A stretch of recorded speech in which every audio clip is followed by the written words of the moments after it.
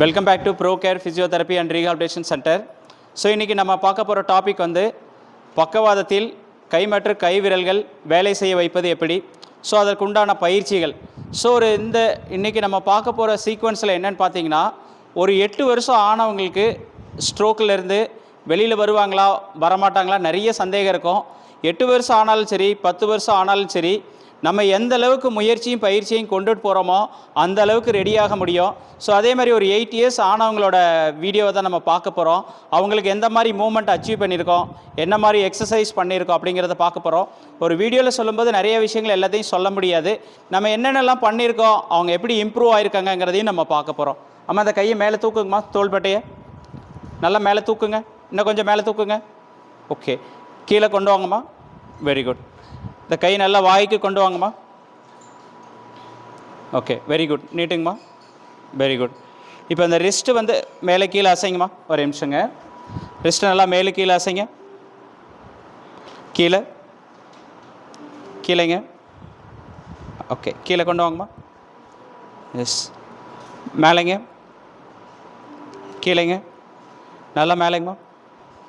கீழேங்க. மேலேங்க. நல்லா மேலேங்க. இன்னும் கொஞ்சம் கீழேங்க. மேலேங்க. கீழேங்க. மேலேங்க. கீழேங்க. இன்னும் கொஞ்சம் மேலேங்க. போதுங்க, ஒரு நிமிஷங்க. ஸோ இப்போ என்ன அப்படின்னா, இப்போது 8 இயர்ஸ் ஆனவங்களுக்கு நிறைய டைம் நம்ம சொல்கிறது இந்த ஸ்ட்ரெச்சிங் எக்ஸசைஸும் வெயிட் பேரிங் எக்ஸசைஸும் பண்ணோம்னா நல்லா இம்ப்ரூவ் ஆகும் அப்படின்னு சொல்லிட்டு, இந்த ஸ்ட்ரெச்சிங் எக்ஸசைஸ் பண்ணதுக்கப்புறம் இந்த டிஃப்ரென்ஸை நம்மளால் இப்போ பார்க்க முடியும் நல்லாவே. இப்போ பார்த்தீங்கன்னா இந்த லாங் லீவரில் வச்சுட்டு நல்லா ஸ்ட்ரெச்சிங்கை பார்த்திங்கன்னா நல்லா கொடுக்குறோம்.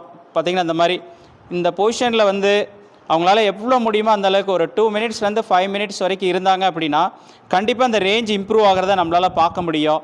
பட் இந்த ஸ்ட்ரெச் பண்ணும்போது பார்த்திங்கன்னா ஷோல்டர், எல்போ, ரிஸ்ட்டு, ஃபிங்கர்ஸ் எல்லாமே ஸ்ட்ரைட்டாக இருக்கணும்.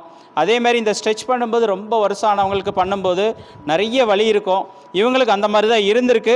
பட் ஆனால் நம்ம எக்ஸசைஸ் பண்ணி கொஞ்சம் கொஞ்சமாக கொண்டு இந்த மாதிரி ஃபுல் ரேஞ்சை ரீச் பண்ணியிருக்கோம். இந்த ரேஞ்சை ரீச் பண்ணுறதுக்கே கிட்டத்தட்ட 2.5 months ஆகிருக்குது. அதுக்கப்புறம் தான் அந்த மூமெண்ட் இம்ப்ரூவ் ஆகும்.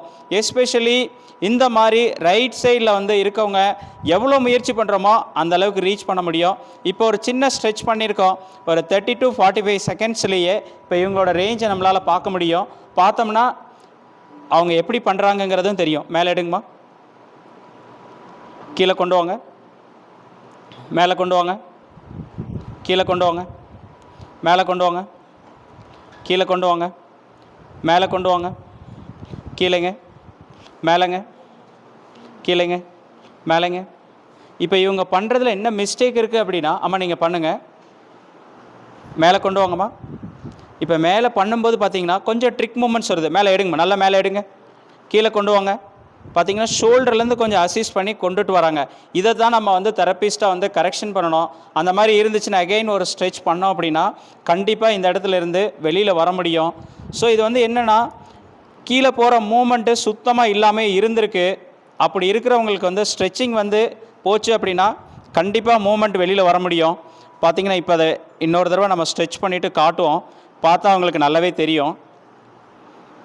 இப்போ இதே ஒரு சிலருக்கு பார்த்திங்கன்னா இதே மாதிரி லாங் லீவரில் வச்சுட்டும் பண்ணலாம். மேலே எடுங்கம்மா. இப்போது கீழேங்க. மேலேங்க.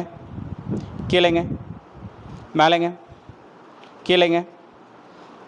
இப்போ இதே மூமெண்ட்டை ஷார்ட் லீவரில் பார்த்திங்கன்னா என்ன நடக்கும், ஏன் இதை வச்சு தான் எக்ஸ்பிளைன் பண்ண போகிறோம். அதுக்காக தான் ஒவ்வொரு இதுலேயுமே நான் சொல்கிறேன், ஏன் ஒவ்வொரு சப்போர்ட்டும் ரொம்ப இம்பார்ட்டன்ட் அப்படிங்கிற விஷயத்தை நம்ம சொல்ல போகிறோம். அதுதான் முக்கியமான விஷயம். ஸோ இன்னொரு ஸ்ட்ரெச் பண்ணியாச்சு. இதை பார்த்திங்கன்னா ஒரு ஷார்ட் லீவரில் பண்ணும்போது அவங்களுக்கு அந்த மூமெண்ட்டை நல்ல டிஃப்ரென்ஸ் பார்க்க முடியும். மேலே எடுங்கம்மா. கீழேங்க. கீழே எவ்வளோ முடியுமோ அவ்வளோ தள்ளுங்கம்மா கீழே. Very good. மேலேங்க. கீழேங்க. மேலேங்க. கீழேங்க. மேலேங்க. கீழேங்க. மேலே. கீழே. மேலே. கீழே. மேலேங்க. Very good. ஸோ ஏன் இதை திருப்பி சொல்கிறேன்னா, ஒரு ரிஸ்ட்டில் மூமெண்ட்டை கொண்டு வர்றது ரொம்ப கஷ்டம்தான். ரிஸ்ட்டில் மூமெண்ட் வந்துருச்சு அப்படின்னா கையில் இருக்கிற மூமெண்ட் அடுத்தடுத்து வர ஆரம்பிச்சிடும். ரிஸ்ட்டில் இருக்கிற மூமெண்ட்டு கொண்டுட்டு வரலைன்னா கை விரல் வந்து வேலை செய்கிறதுக்கு ரொம்ப கஷ்டமாக இருக்கும். ரிஸ்ட்டு வந்துச்சுன்னா கை விரலுக்கு போகிறதுக்கு ரொம்ப ஈஸியாக இருக்கும். ஏன்னா இந்த ரிஸ்ட்டை தாண்டி தான் வந்து இங்கே பார்த்தீங்கன்னா இந்த கை விரலில் பார்த்தீங்கன்னா ஒரு 20 மசில்ஸ் இருக்குது. இந்த 20 மசில் எல்லாம் குட்டி குட்டி மசில்ஸு மூளையோட ரொம்ப டெப்த்தான பார்ட்டில் இருக்கிறதுனால அது வலைப்பின்னல் அமைப்பு. அதை வந்து நம்ம எத்தனை தடவை ரிப்பீட் பண்ணுறோமோ அப்போ தான் அது வரும்.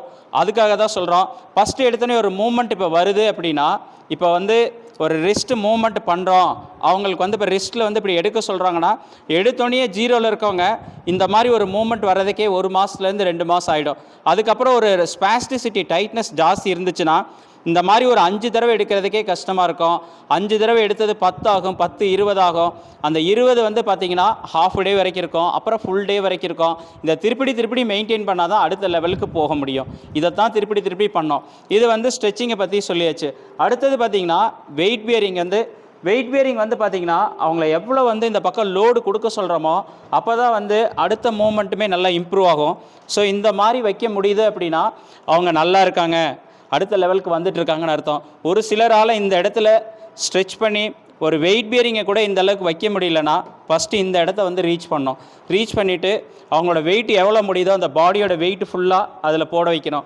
போட்டால் தான் அடுத்த ஸ்டேஜுக்கு போகிறதுக்கு ரொம்ப ஈஸியாக இருக்கும். இப்படி வெயிட் பியரிங் பண்ணிட்டாங்களா, ஒரு 2 மினிட்ஸ்லேருந்து ஒரு 5 மினிட்ஸ் ஆகிடுச்சா, அதுக்கப்புறம் அவங்கள எவ்வளோ மூவ் பண்ணி நம்ம வெளியில் முன்னாடி இழுங்க, இந்த மாதிரி முன்னாடி இழுக்க சொல்லணும். இழுத்தோம் அப்படின்னா அதுக்கப்புறம் பார்த்திங்கன்னா இப்போ இருக்கிற மூமெண்ட்டையும் பார்த்தோம்னா நமக்கு நல்ல டிஃப்ரென்ஸ் தெரியும். பாருங்கள் இப்போ நல்லா மேலே எடுங்கம்மா, கீழேங்க, மேலேங்க, கீழேங்க, மேலேங்க, கீழேங்க, மேலே, கீழே நல்லா போங்கம்மா, கீழே எவ்வளோ முடியுமோ அவ்வளோ போங்க. மேலேங்க, எஸ், கீழேங்க, மேலேங்க, கீழேங்க, மேலே. ஸோ இந்த மாதிரி ஒரு மூமெண்ட்டை கொண்டு வரதுக்கே இத்தனை வெரைட்டியில் வச்சு எக்ஸசைஸ் பண்ண வேண்டியது இருக்குது. இது வந்து என்னென்னா 1 நாள் 2 நாளில் நடக்கிற விஷயம் கிடையாது. மந்த் டு மந்த் நம்ம எவ்வளோக்கு எவ்வளோ ப்ராக்டிஸ் பண்ணுறோமோ அந்த அளவுக்கு தான் வரும். ஏன்னா வந்து கையில் இருக்கிற மூமெண்ட்ஸ் வந்து நம்ம எவ்வளோ ட்ரை பண்ணுறோமோ அந்த அளவுக்கு தான் வரும். ஏன் இதை வந்து பர்டிகுலராக சொல்கிறேன் அப்படின்னா, நிறைய பேர் வந்து 1 இயர் 2 இயர்ஸ் ஆகிட்டு எனக்கு எக்ஸசைஸ் பண்ணுறேன் சார், எனக்கு இன்னும் ரெக்கவரி ஆகலை அப்படின்னு சொல்கிறவங்கள நம்மளால் நிறைய பேரை பார்க்க முடியுது.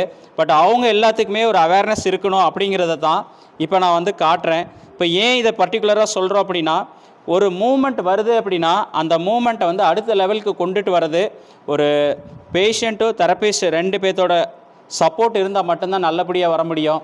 அதேமாதிரி கோஆப்ரேஷன் இருக்கணும். 2 பேரும் நல்லா சேர்ந்து செயல்பட்டால் மட்டும்தான் இந்த இடத்துலேருந்து வெளியில் வர முடியும். யாராவது ஒருத்தங்க எனக்கு இல்லை முடியல பண்ண முடியலன்னு இருந்தாங்கன்னா இந்த இடத்துல இருந்து வெளியில் வர முடியாது.